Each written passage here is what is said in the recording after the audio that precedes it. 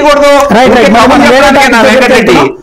Right, చెయ్యండి, తప్పైతే చెయ్యండి, నేనేమి మిమ్మల్ని వద్దట్లేదు, మీకు తప్పట్లేదు. రైట్, వాళ్ళు కూడా డిస్క్వాలిఫై చేయాల్సిన పర్సన్ అని. Right right. ఇక్కడ వెంకటరెడ్డి గారు ఒక పాయింట్ అండి, ఇప్పుడు సుప్రీం కోర్టు ఎక్కువ క్వశ్చన్ అడగండి, మళ్ళీ పతాక్ స్థాయికి వెళ్ళిపోతాడు ఆయన.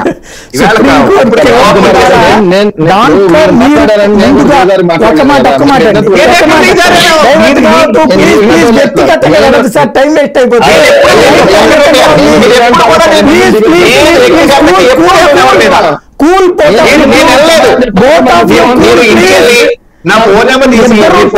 చేయొద్దు దయచేసి, టైం చేస్తున్నారు.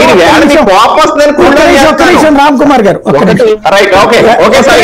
వెంకటరెడ్డి గారు నేను అడిగే మాట సూటిగా కానండి. వెంకటరెడ్డి గారు నేను అడిగే మాట సూటిగా సమాధానం చెప్పండి సార్. ఇప్పుడు ఈ రిజర్వేషన్ మీరు కంటిన్యూ చేస్తారు, రేపు పొద్దున సుప్రీంకోర్టులో ఇంప్లీడ్ అయింది అనుకోండి, అంటే సుప్రీంకోర్టు రాజ్యాంగ ధర్మాసనం ముందు దాన్ని ముందుకు తీసుకురమ్మని బీజేపీ అడిగితే మీరు అది మతపరమైన రిజర్వేషన్ కాదు కులపరమైన రిజర్వేషన్ అని వాదిస్తారా? మతపరమైన రిజర్వేషన్, మతంలో ఆ కులాలు ఉన్నాయి కాబట్టి చేస్తామని వాదిస్తారా? ఆల్రెడీ అంతకుముందు ఏ విధంగా రిజర్వేషన్ యాక్సెప్ట్ చేసి ఇచ్చిందో అదే వాదన వినిపిస్తాను సాయి గారు. ఆ రిజర్వేషన్ ఇప్పుడు ఎలా విద్యాపరంగా వైద్యపరంగా మీరు అన్నట్టుగా ఉద్యోగాల పరంగా అన్ని కంటిన్యూ అవుతా ఉన్నాయా, విద్యాపరంగా ఉద్యోగాల పరంగా ఎస్ ఏ విధంగా కోర్టు ఇచ్చినా కోర్టు గైడ్ లైన్స్ చెప్తాం. ఇచ్చింది రాష్ట్ర ప్రభుత్వం వెళ్ళినా కోర్టులో కేసు వేసిన తర్వాత కోర్టు యాక్సెప్ట్ చేసి ఇచ్చినటువంటి రిజర్వేషన్ దాన్ని మళ్ళీ ఇంకోళ్ళు పై కోర్టుకి వెళ్ళి సవాల్ చేయొచ్చు. ఈ కోర్టులో ఏ విధంగా యాక్సెప్ట్ అయిందో దాని వాదనే వినిపిస్తాం. దాంట్లో ఏముంది, కొత్తగా ఎవరికి రిజర్వేషన్ ఇస్తామని చెప్పట్లేదు. మేము కాపులను తీసుకొని వచ్చి బీసీలో జాయిన్ చేస్తాం, ఆలం తీసుకొచ్చి ఎస్టీలో జాయిన్ చేస్తాం, వీలం తీసుకొచ్చి ఎస్టీలో జాయిన్ చేస్తాం. ఎందుకంటే తెలుగు ఎన్డీఏ కూటమిలో అట్లాంటి మోసపూర్తి మాటలు ఉంటాయి.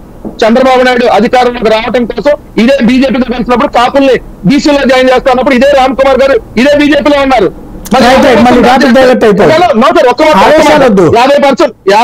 దాటినప్పుడు మరి ఎలా రిజర్వేషన్ తీసుకొని వస్తారని మాట్లాడాల ఏకైకలో పక్కపక్కలు నవ్వుకుంటే కాదు. అప్పుడు మోసం చేస్తున్నారన్న విషయం రామ్ కుమార్ గారు 50% దాడుతున్నటువంటి విషయం.